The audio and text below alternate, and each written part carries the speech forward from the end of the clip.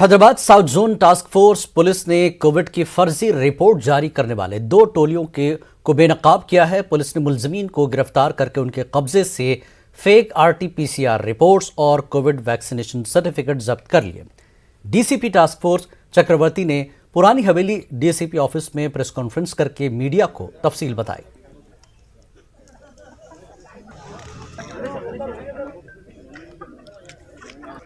Important cases की detection हुई। इसमें south zone task force team और मलकपेट और हुमायूं नगर पुलिस की मदद से 2 केसेस का डिटेक्शन हुआ और इसमें पहला केस लक्ष्मण और प्रभात कुमार सांगी का गिरफ्तारी हुआ और इनके पास फेक RT-PCR कोविड का जो टेस्ट रिपोर्ट्स है उसका फेक सर्टिफिकेट्स जो नेगेटिव फेक सर्टिफिकेट्स है वो 65 और सैंपल कलेक्शन किट 20 और एक सेल फोन का बरामद हुआ। इसके पास जो टेस्ट किट्स है वो बिना एक डमी सैंपल लेके, मतलब बिना नेसल और ओरल सैंपल का बिना, ये डायरेक्टली सैंपल डायग्नोस्टिक सेंटर को भेज रहा है। और इसमें जो रिपोर्ट है वो सही है मगर इसका जो प्रोसेस है वो गलत है। कई लोग बाहर गए हैं, उन लोगों को, सब लोगों को नोटिस भिजा के उनका भी गिरफ्तारी करते हैं। और एक केस है, इसमें 4 लोगों का गिरफ्तारी हुआ। इनके पास से फेक कोविड वैक्सीन सर्टिफिकेट्स 50 और फेक RT-PCR नेगेटिव रिपोर्ट्स 10 और 2 सेलफोन का बरामद हुआ। ट्रैवल एजेंट्स वाले बिना सर्टिफिकेट के जो लोग हैं उनसे ये फेक सर्टिफिकेट बनवा के ट्रैवल कर रहे हैं ये सब लोग। सो ये जो 50 वैक्सीनेशन सर्टिफिकेट्स है वो सभी बैक डेट में दिए गए हैं। ये एक वैक्सीन सर्टिफिकेट 800 रुपये से 1000 रुपये चार्ज कर रहे हैं और RT-PCR टेस्ट 2000 से 3000 तक चार्ज कर रहे हैं। सभी पे पूरा टीम नज़र रखे हैं और जब भी हमको इन्फॉर्मेशन आता है इन पे केस करते हैं और सभी को अरेस्ट करते हैं। तेलंगाना हुकूमत की जानिब से आवाम की जानों के तहफ़्फ़ुज़ के लिए तमाम ज़रूरी इक़दाम किए जा रहे हैं। आज से रियासत भर में घर घर फीवर सर्वे हो रहा है। फीवर सर्वे के लिए आशा वर्कर्स, पंचायत राज और बल्दी अमले की खिदमात हासिल की गई हैं। वज़ीर सेहत ने तेलंगाना आवाम को कोरोना के खिलाफ जंग में हुकूमत की मदद करने की अपील की है। उन्होंने मास्क के इस्तेमाल के अलावा समाजी फासले की बरकरारी को यकीनी बनाने के साथ साथ पुरहुजूम मकामात से दूर रहने की हिदायत दी है। हरीश राव ने बताया कि रियासत में 2 करोड़ मायनों के लिए किट्स तैयार रखे जाएं और 1 करोड़ क्वारंटीन किट्स की तैयारी के लिए अलावा सरकारी दवाखानों में मौजूद तमाम बिस्तरों को ऑक्सीजन से मरबूत कर दिया जाए।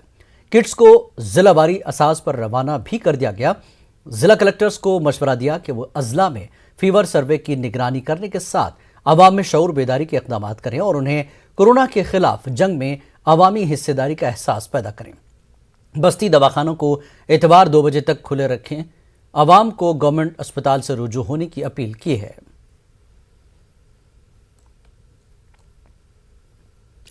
तेलंगाना में कोरोना के 4207 ताज़ा मामले सामने आए हैं। रियासत में कोरोना मरीजों की मजमूई तादाद 26,663 हो गई है। GHMC में 1,645 कोरोना मामले दर्ज किए गए। आलमी वबा ने 2 अफराद की जान ली।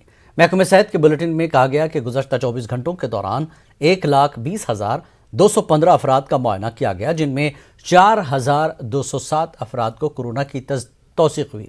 गुज़श्ता 24 घंटों में 1,825 अफराद सेहतयाब हुए।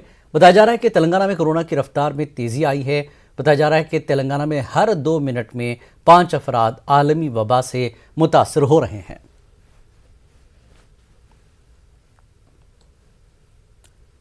उत्तर प्रदेश में असदुद्दीन अवैसी के मिशन 100 में तेजी देखी जा रही है। कुल हिंद मजलिस इत्तेहादुल मुस्लिमीन ने उत्तर प्रदेश इंतखाबात के लिए उम्मीदवारों की चौथी फहरिस्त जारी कर दी है। चौथी लिस्ट में 3 उम्मीदवारों का ऐलान किया गया है। पार्टी ने मुजफ्फरनगर के बुढ़ाना से भीम सिंह बलियान, बाराबंकी के कुर्सी से हाफिज इंजीनियर कुमैल अशरफ खान और बहराइच के नानपारा से मौलाना लईख को टिकट दिया है। वाज़ेह है कि अवैसी ने यूपी में 100 सीट पर उम्मीदवार उतारने का ऐलान किया है। MIM ने अभी तक 27 उम्मीदवारों का ऐलान किया, जिसमें 4 गैर मुस्लिम और एक खातून शामिल है।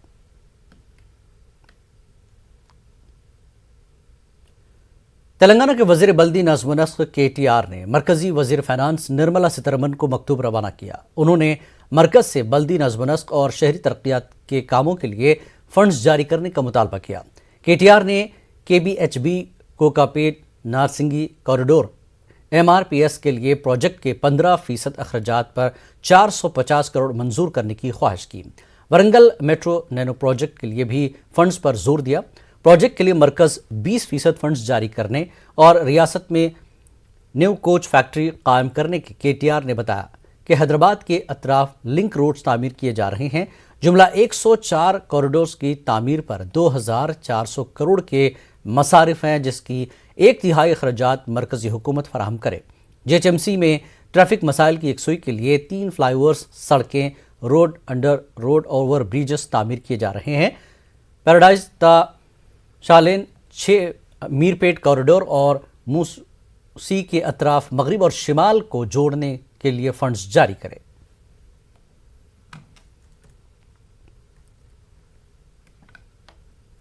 Most wanted drugs smuggler Tony को हैदराबाद पुलिस ने मुंबई से गिरफ्तार कर लिया। International drugs smugglers Tony India भर में ड्रग्स सप्लाई करता था। हैदराबाद पुलिस कमिश्नर CV आनंद ने बताया कि टोनी इंटरनेशनल ड्रग्स माफिया का सरगना है। यह अपने लोकल एजेंट्स के जरिए मुल्क भर में ड्रग्स सप्लाई किया करता था। नाइजीरिया के बाशिंदा टोनी आरजी वीजे पर मुंबई आया था। इसके बाद वो इंडिया में गैर कानूनी तरीके से मुकीम था। पुलिस ने टोनी के 9 साथियों को गिरफ्तार किया है। मजीद 4 की तलाश है। पुलिस ने मुलजमीन के कब्जे से 10 ग्राम कोकीन जब्त किया है। फाइनली टोनी को task force north zone team के मेंबर्स उसको पकड़ लिए और हैदराबाद लेकर आए। तो ये टोनी नाम जो आदमी है उसका असल नाम है ओग्बोना डेविड एलियास टोनी एबिया मार्शा। ये नाइजीरिया में एनुग स्टेट में का रहने वाला है। 2013 में ये टेम्पररी वीज़ा लेकर मुंबई आया था। अभी तो उसका पूरा गैर कानूनी ये मुंबई अपने देश में रह रहा है। वीज़ा एक्सपायर हो गया है, पासपोर्ट एक्सपायर हो गया, सब कुछ एक्सपायर हो गया। फिर भी यहाँ रह के ये पहले गारमेंट्स का बिजनेस शुरू किया।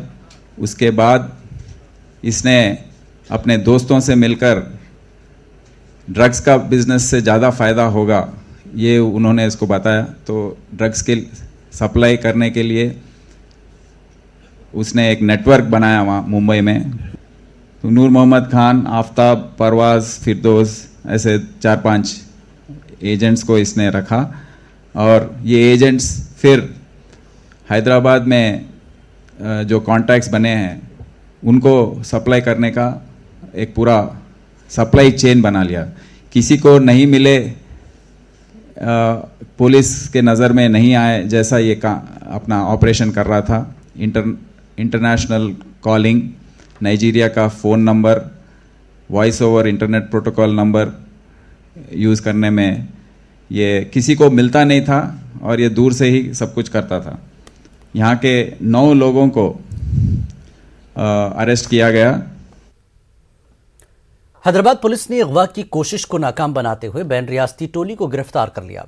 पुलिस ने मुलजमीन के कब्जे से पिस्तौल, 2 बाइक, 3 मोबाइल फोन्स को जब्त किया। हैदराबाद पुलिस कमिश्नर CV आनंद ने बताया कि 10 जनवरी को बोयनपल्ली में राजस्थान से ताल्लुक रखने वाले जवारी लाल महेंद्र प्रताप सिंह विक्रम ने शैलजा जैन के घर से लड़की को अगवा करने की कोशिश की। उन्होंने जैन को फ़ोन करके 1 करोड़ रुपए नकद रकम तलब की थी। रकम नहीं देने पर लड़की को कत्ल करने की धमकी भी दी गई थी। कमिश्नर ने बताया कि अगवा के दौरान लड़की के शोर करने पर पड़ोसी जमा हो गए और मुलजमीन लड़की को छोड़कर फरार हो गए। पुलिस ने राजस्थान से तीनों मुलजमीन को गिरफ्तार कर लिया।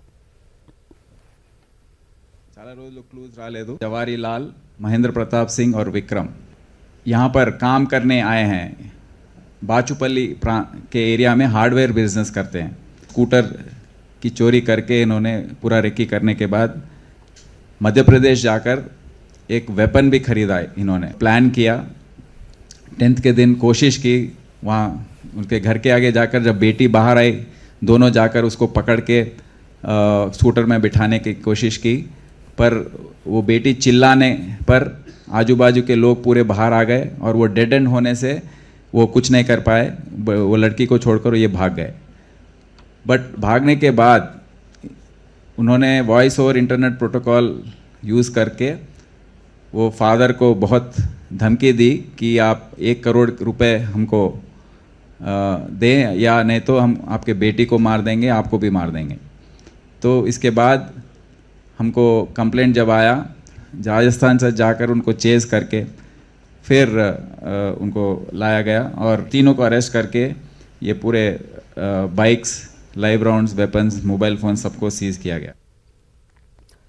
एपी एक्सप्रेस ट्रेन की बोगी में धुआं निकलने पर ट्रेन को रोका गया। विशाखापट्टनम से दिल्ली जाने वाली ट्रेन को टेक्निकल खराबी होने पर जिला वरंगल के नकोंडा में 1 घंटे से ज्यादा वक्त के लिए रोका गया। S6 कोच के व्हील से धुआं निकलने पर ट्रेन को रोका गया। ट्रेन रुकने पर मुसाफिरीन ट्रेन से उतर गए। मुसाफिरों में बेचैनी देखी गई।